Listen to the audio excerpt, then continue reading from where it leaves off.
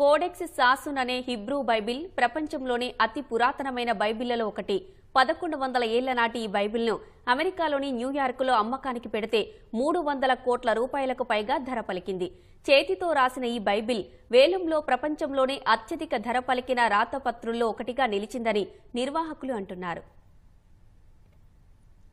అమెరికాలోని న్యూయార్క్లో 1100 ఏళ్ల నాటి హిబ్రూ బైబిల్ వేలంలో దాదాపు 313 కోట్ల 68 లక్షల రూపాయలకు అమ్ముడైంది. చేతితో రాసిన ఈ బైబిల్ ప్రపంచంలోని అత్యంత పురాతన బైబిళ్లలో ఒకటిగా ఖ్యాతినార్జించింది. కోడెక్స్ సాసున్ అనే ఈ హిబ్రూ బైబిల్ ను రొమేనియాలోని మాజీ యుఎస్ రాయబారి ఆల్ఫ్రెడ్ హెచ్ మోసెస్ కొనుగోలు చేశారు.